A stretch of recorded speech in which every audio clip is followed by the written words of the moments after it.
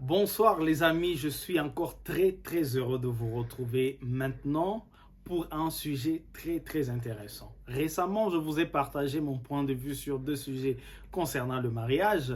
Le premier était pourquoi vous devriez vous marier à 25 ans. Le deuxième, c'était 5 mauvaises raisons pour lesquelles il fallait se marier. Et un ami m'a posé une question que j'ai trouvée très intéressante et que je vous propose de partager aujourd'hui. La question est celle-ci. Que pensez-vous des hommes qui payent la scolarité pour leurs copines? Je précise, leurs copines. On ne parle pas de fiancée, on ne parle pas d'épouse, mais plutôt de la copine. Je suis pas d'accord pour 3 raisons majeures que voici. Raison numéro 1.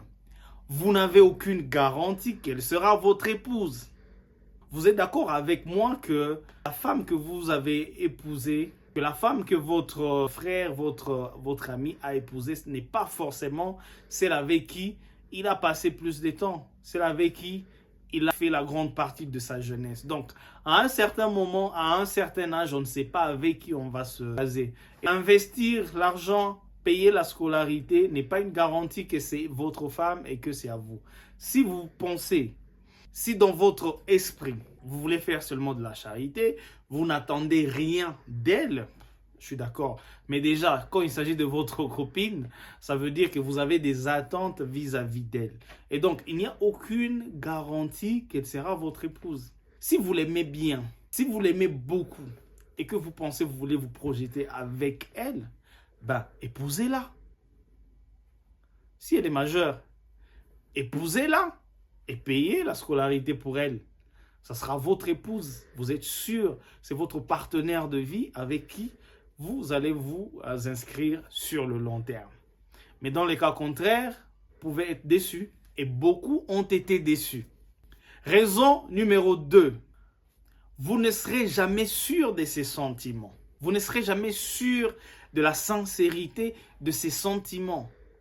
Parce qu'elle pourrait bien rester avec vous, mais uniquement parce qu'il y a cet avantage-là, matériel, cet avantage-là qu'elle tire de vous. Et donc, vous allez vous retrouver avec une femme qui est là, tout simplement parce qu'il y a cette sécurité-là que vous avez éprouvée. Il y a cet avantage-là énorme. Peut-être elle n'a pas les moyens, sa famille n'a pas les moyens de la supporter, mais grâce à cette relation, elle peut continuer ses études, elle peut continuer à poursuivre ses rêves. Et donc, elle peut faire semblant. Elle peut rester uniquement pour ça. Et donc, vous risquez de vous retrouver avec une personne qui ne vous aime pas pour ce que vous êtes, mais qui vous aime par rapport à ce qu'elle tire de vous. Raison numéro 3. Si vous n'êtes pas socialement fort, vous risquez d'avoir une relation déséquilibrée. Essayez d'observer à vos côtés. Regardez vos sœurs, regardez vos cousines, regardez vos amis, regardez les filles de votre quartier. Discutez avec elles. Vous comprendrez que les femmes veulent un homme qui a une certaine ascendance sur elles. C'est comme ça que vous allez trouver, quand vous posez la question à une femme, vous allez trouver des réponses du genre « Moi, je veux un homme plus élancé que moi. Je veux un homme qui a plus de moyens que moi. Je veux un homme qui est plus intelligent que moi. Je veux un homme qui peut m'orienter. Je veux un homme qui peut me dominer. Mais pour avoir ces attributs, il faut avoir une certaine ascendance sur elle. » Nous avons remarqué dans beaucoup d'histoires où il y a eu des hommes qui, étant dans des positions socialement faibles, ont investi dans l'éducation et l'instruction de leurs copines. Mais une fois leurs copines ont atteint un certain niveau, ces hommes n'étaient plus de leur catégorie.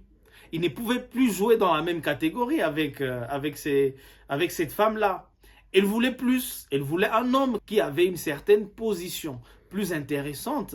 Parce que aucune femme, qu'on ne vous trompe pas, ou disons la grande partie des femmes, sera intéressée par un homme qui possède des attributs plus intéressants qu'elle. C'est la nature. Ça ne va pas changer. Il y a plusieurs années, plusieurs siècles, ce qui comptait, c'était la force physique. Parce que la femme pouvait se sentir en sécurité. Mais maintenant, avec l'évolution, il y a beaucoup de paramètres qui entrent en jeu. Il y a la sécurité émotionnelle, il y a la sécurité financière, des éléments qui rassurent la femme, effectivement. Mais à un moment, si elle se trouve qu'elle est déjà à un niveau supérieur ou même à ton niveau, à ce moment-là, la tendance, si vous n'êtes pas déjà engagé, la tendance sera de vous mettre de côté, de chercher mieux. Ce qui est tout à fait naturel, mais qui va effectivement vous blesser. Vous risquez de vous retrouver dans une relation déséquilibrée où la femme ne veut plus de vous. Pas parce que initialement elle ne voulait pas de vous, mais parce qu'elle se sent que vous n'êtes plus de sa catégorie. Vous n'êtes plus au niveau de sortir avec elle. Parce que maintenant, ce n'est plus la petite fille que vous avez connue, mais c'est une grande dame qui a beaucoup d'aspirations, qui a beaucoup d'instructions. Et ça risque de vous poser problème. Donc, pour ces 3 raisons et pour d'autres, peut-être que vous allez m'ajouter en commentaire, je pense que ce n'est pas intéressant, que ce n'est pas une bonne idée de payer la scolarité pour sa copine. Si c'est votre femme, fine. Là, c'est un autre sujet. Si vous voulez qu'on en parle, on en parlera. Mais si c'est votre femme, vous investissez sans limite. Parce que c'est une partie de vous. Dites-moi ce que vous en pensez en commentaire et au plaisir de nous revoir très bientôt.